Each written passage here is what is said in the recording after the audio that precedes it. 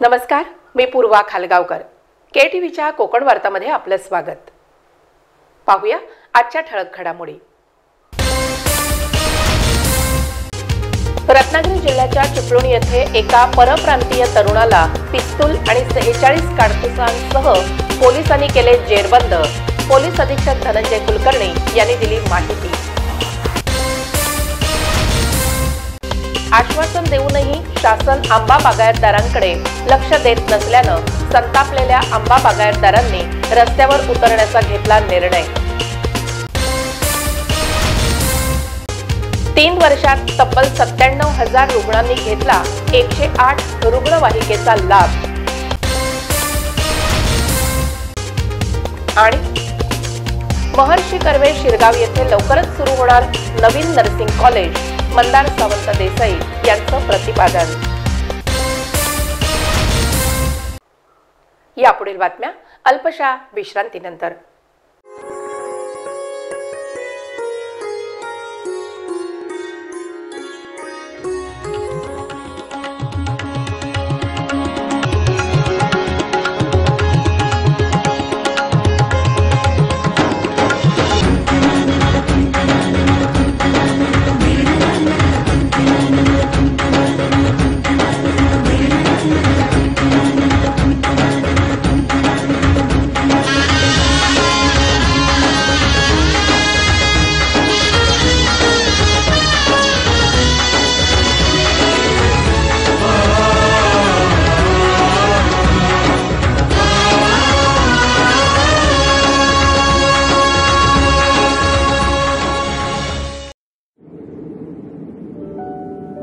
समंदर की गोद में पला है तू, अंगड़ाई लेते ही लहरें शुरू. आज यौवन की मस्ती छोड़, ले चलता हूं तुझे एक नए मोड़. आजा तुझे मां पुकारे अब, छेड़ देते हैं बीच से कुछ शरारत हंसी. गले लगा ले उसे ए फकीर, इंतजार कर रहा है तेरा तो. चल दे देते हैं उसे फसल की खूबसूरती तो. आजा तुझे मां पुकारे अब, मीलों आगे चलना है हमें. सिर्फ फसल नहीं, तेरे स्पर्श की चाह में बैठे हैं शहरों में भी कहीं. उनके मुख पे भी लानी है मुस्कान, उन्हें भी देनी है एक नई पहचान. आजा तुझे मां पुकारे अब. फिनोलेक्स पाइप्स पहुंचाए पानी को अपनी मां के पास. आता वळूया सविस्तर वृत्तांताकडे. रत्नागिरी जिल्ह्याच्या चिपळूण येथे एका परप्रांतीय तरुणाला पिस्तूल आणि 46 कारतुसांसह अटक करण्यात आली असल्याची माहिती पोलीस अधीक्षक धनंजय कुलकर्णी यांनी दिली आहे. चिपळूण पोलिसांना मिळालेल्या एका गोपनीय माहितीच्या आधारे पोलिसांनी चिपळूण रेल्वे स्थानकाच्या परिसरात एक छापा घातला. या छाप्यामध्ये एका फ्लॅटच्या आवारामध्ये एका युवकाकडे 7.62 mm ह्या कॅलिबरचं एक पिस्टल, त्यासोबत 46 राऊंड पोलिसांनी जप्त केलेला आहे. त्या युवकाला ताब्यात घेतलेला आहे. त्या युवकाचं नाव नीरज बिस्टस असून तो उत्तराखंड या राज्यातील राहणारा असून त्याने हे पिस्टल कशासाठी आणलेलं आहे, त्याचा वापर त्यांनी काही गुन्हा करण्यासाठी केलेला आहे का, किंवा ह्यापूर्वी त्यांनी काही अशा प्रकारचे गुन्हेगारी कृत्य केलेले आहेत का, याबद्दल पोलीस विचारपूस करून त्याच्याकडून अधिक माहिती घेत आहेत आणि सखोल तपास करत आहेत. धन्यवाद. चिपळूण तालुक्यातील सावर्डे परिसरात 2 बांगलादेशी नागरिकांना दहशतवाद विरोधी पथकाने पकडले असल्याचे पोलीस अधीक्षक धनंजय कुलकर्णी यांनी सांगितले. रत्नागिरी जिल्ह्याची दहशतवाद विरोधी शाखा यांना एक माहिती प्राप्त झाली होती, ज्यामध्ये 2 परकीय नागरिक सावर्डे भागामध्ये वास्तव्य करत असल्याची माहिती मिळाल्याच्या आधारे त्यांनी सावर्डे भागामध्ये एका ठिकाणी छापा घातला. त्या ठिकाणी त्या 2 व्यक्तींना ताब्यात घेऊन त्यांच्याकडे विचारपूस केली, तेव्हा त्यांच्याकडे कुठल्याही प्रकारचं भारतीय नागरिक असल्याबद्दलचे कुठलेही पुरावे त्यांच्याकडे आढळले नाहीत. सखोल विचारपूस करता प्राथमिक माहिती अशी प्राप्त झालेली आहे की दोन्ही नागरिक बांगलादेश हे देशामधील असल्याची माहिती प्राप्त झाल्याने त्यांच्याविरुद्ध भारतीय नागरिक अधिनियम तसेच इतर विविध कलमान्वये आणि कायद्यान्वये त्याच्याविरुद्ध गुन्हा दाखल केलेला आहे. आणि त्यांच्याविरुद्ध कारवाई करण्यात आलेली आहे. त्यांच्याकडे अधिक चौकशी करून पुढील तपास चालू आहे. धन्यवाद. दरम्यान व्हेल माशाच्या उलटीच्या विक्रीसाठी आलेल्या 4 संशयित आरोपींना उद्यमनगर येथील चंपक मैदानावर अटक केली असल्याची माहिती पोलीस अधीक्षक धनंजय कुलकर्णी यांनी पत्रकारांजवळ बोलताना दिली. रत्नागिरी जिल्हा पोलीस दलाच्या स्थानिक गुन्हे शाखेला माहिती मिळाली की 4 इसम अंबरग्रिस नावाचा जो वन्यजीव संदर्भातला प्रतिबंधित पदार्थ आहे तो विक्रीसाठी घेऊन येत आहेत. ह्या माहितीच्या आधारे पोलिसांनी 4 इसमांना ताब्यात घेतलं, त्यांच्याकडे विचारपूस केली आणि त्यांच्याकडील जो प्रतिबंधित पदार्थ आहे तोही ताब्यात घेतला. हे 4 इसम सिंधुदुर्ग जिल्ह्यामधील राहणारे असून त्यांच्याकडे अधिक विचारपूस चालू आहे. या संदर्भात पोलिसांनी भारतीय वन्यजीव संरक्षण अधिनियम या कायद्याच्या कलमान्वये गुन्हा दाखल करण्यात आलेला आहे. पोलीस त्यांच्याकडनं अधिक माहिती प्राप्त करत आहेत, सखोल अशा प्रकारची तपासणी करत आहेत. धन्यवाद. आश्वासन देऊनही शासन कोकणातील आंबा बागायतदारांकडे लक्ष देत नसल्यानं अखेर संतापलेल्या आंबा बागायतदारांनी रस्त्यावर उतरण्याचा निर्णय घेतला असल्याची माहिती बावा साळवी यांनी दिली आहे. आमचा कृषी विभाग व शेतकरी चर्चा सत्राचा कार्यक्रम होता. त्यानंतर आम्ही आता आपल्या समोर येत आहोत. 2014-15 पासून आम्ही आंबा बागायतदार शेतकरी खूप अडचणीत आहोत. त्या अडचणीसाठी वेळोवेळी आम्ही शेतकरी सरकार दरबारी प्रत्येक गोष्टीचे निवेदनद्वारे मागण्या करत होतो, पण आज तागायत त्या मागण्याचा कुठल्याही तऱ्हे पूर्तता झालेली नाही. फक्त आजच्या पेपरला अशी बातमी आली की 15 मधील नुकसान भरपाईच्या माध्यमातून 3 महिन्याचं व्याज देण्याचं आलं होतं, येणार होतं आणि त्याच्यात फक्त 78 शेतकऱ्यांना लाभ मिळालेला असं पेपरला आहे. आता किती लोकांना मिळाले असतील ते काय आपण सांगू, पण जर हा जिल्हा बाधित झाला होता तर त्या जिल्ह्यातले सगळे शेतकरी त्याच्यात बाधित असले पाहिजेत आणि सगळ्या शेतकऱ्यांना त्या 3 महिन्याचा जिल्ह्यातला लाभ मिळाला पाहिजे अशी आमची सगळ्यांची मागणी होती. तर आज तागायत आमच्याकडे कुठलाही ठोस निर्णय होत नाही आणि ह्याच्यावर आज शेतकऱ्यांच्या भावना अशा झाल्या की कुठेतरी आपण आक्रमक होऊन रस्त्यावर उतरलं पाहिजे. त्या रस्त्यावर उतरण्यासाठी आम्ही लवकरच त्याची तारीख डिक्लेअर करू आणि काही आम्ही आंबा बागायतदार त्यासाठी उपोषणाला सुद्धा बसणार आहे. येणाऱ्या अधिवेशनात आमचे सगळे प्रश्न सुटले नाही तर तिथपर्यंत प्रश्न सुटत नाही, तिथपर्यंत आम्ही इथे उपोषणाचा मार्ग आमच्यावर अवलंबल्याशिवाय दुसरं काय पर्याय राहणार नाही. पालकमंत्री नामदार उदय सामंत यांनी मुख्यमंत्र्यांची भेट घालून दिली. दोघांनी आश्वासन दिलं. वर्तमानपत्रात फोटोंसहित बातम्या आल्या, परंतु आजही समस्या आणि प्रश्न जैसे थे असल्यानं आम्ही हतबल झालो असल्याचं बावा साळवी पत्रकारांजवळ बोलताना म्हणाले. जी सरकारने वेळ काढूपणाचं धोरण घेतलेलं आहे, कारण आमच्या वेळोवेळी मीटिंग होतात, वेळोवेळी आम्हाला आश्वासन मिळतात आणि याला सर्वस्व जबाबदारी सरकारची असेल. कारण सरकारमधले प्रतिनिधी कोकणातले आमचे आमदार मंत्री कोकणाकडे पाहिजे तशा भूमिकेत बघितलं जात नाही आणि त्या दृष्टीने सकारात्मक चर्चा होत नाही आणि यासाठी आम्हाला जो काय होणारा परिणाम आहे तो आमच्यावर जो काय अन्याय होईल त्याला सरकार जबाबदार आहे. केंद्र आणि राज्य शासन संत्रा, मोसंबी, द्राक्ष, ऊस इत्यादी घाटावरील उत्पादन करणाऱ्या शेतकऱ्यांवर मेहरबान असते, परंतु हेच सरकार कोकणातील आंबा बागायतदारांच्या प्रश्नाकडे मात्र दुर्लक्ष करीत असल्याचा गंभीर आरोप अनेकांनी केला. कर्नाटक आंब्यावर होणारा जो काय आक्रमण आहे आमच्या हापूस आंब्यावर, त्या दृष्टीने GI नोंदणी हा विषय आज आम्ही कार्यक्रम पत्रिकेत होता आणि तो तिथे ठेवण्यात आला होता. त्या GI नोंदणीचे फॉर्म सुद्धा तिथे आम्ही उपलब्ध करून दिले होते. तर याच्या पुढे आता ज्यांनी काही लोकांनी फॉर्म घेतले ते लवकरात लवकर त्यांनी भरून द्यावं आणि ते सभासद व्हायला पाहिजेत.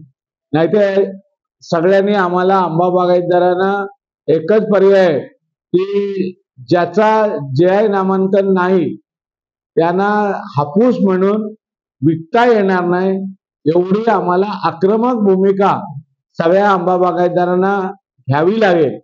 आता ह्याची आम्ही पुढील 1 महिन्यात ही सगळी पूर्तता करणार आहोत.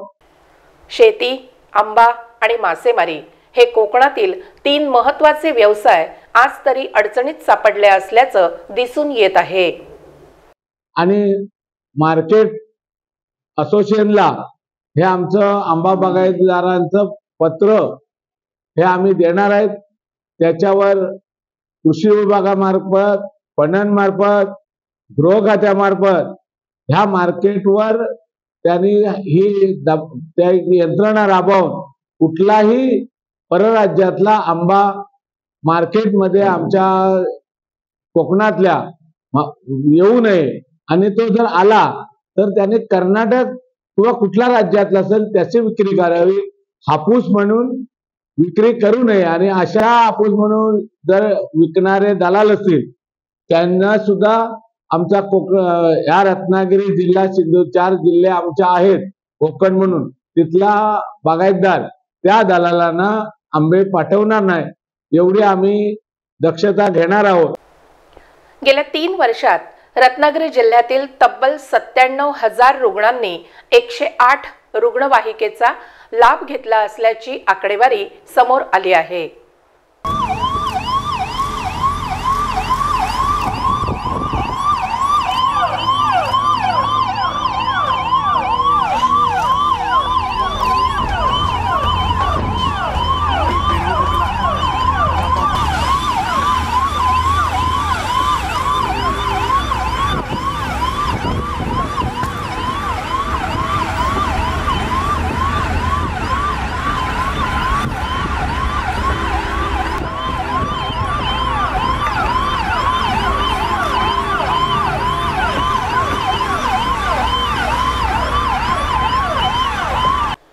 दरवर्षी रस्ते अपघातात अनेकांचा मृत्यू होत असतो, तर शेकडो जण गंभीर जखमी होत असतात, परंतु अनेकांना वेळेत उपचार मिळत नसतात. याच पार्श्वभूमीवर शासनाने सुरू केलेली 108 रुग्णवाहिका लाईफलाईन ठरत आहे.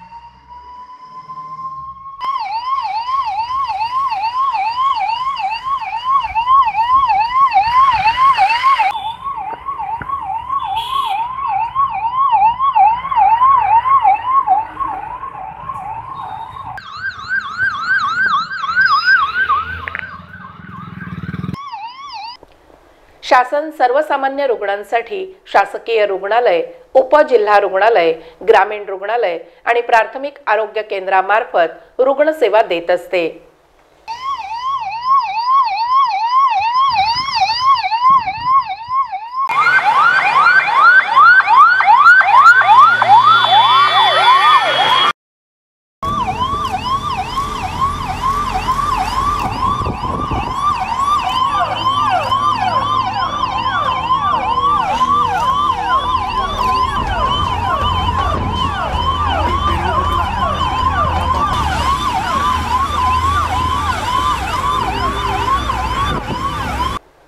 काही वर्षांपूर्वी 108 रुग्णवाहिका सुरू करण्यात आली आणि आजच्या घडीला रत्नागिरी जिल्ह्यात 108 नंबरच्या 17 रुग्णवाहिका सेवा देत आहेत.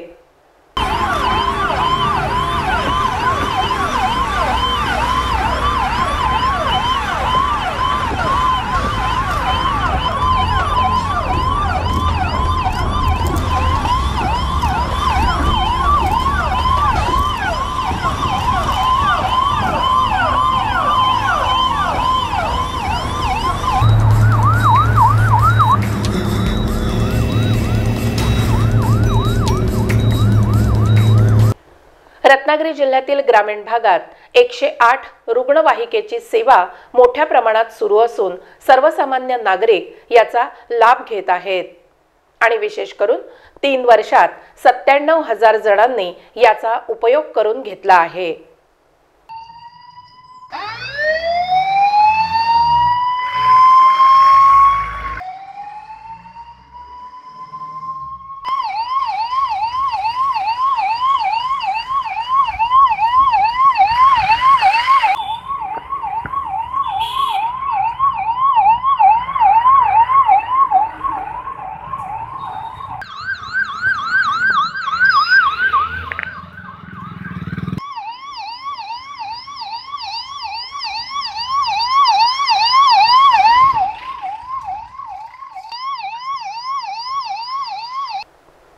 रत्नागिरी तालुक्यातील शिरगाव येथे असलेल्या महर्षी कर्वे या ठिकाणी तिसरं नवीन नर्सिंग कॉलेज सुरू होत असल्याची माहिती मंदार सावंत देसाई यांनी दिली आहे। 1992 पासून जो रत्नागिरी मधला महर्षी कर्वे शिक्षण संस्थेचा प्रवास सुरू झाला। सुरुवातीला BCA कॉलेज, त्यानंतर B.Ed कॉलेज, त्यानंतर BKVIT म्हणजे टेक्निकल कोर्सेस सगळे, आणि आता 2023 ला पुन्हा एकदा रत्नागिरीच्या अगोदर नागपूर, त्यानंतर पुणे आणि तिसरं ओपनिंग नर्सिंग कॉलेजचं रत्नागिरी।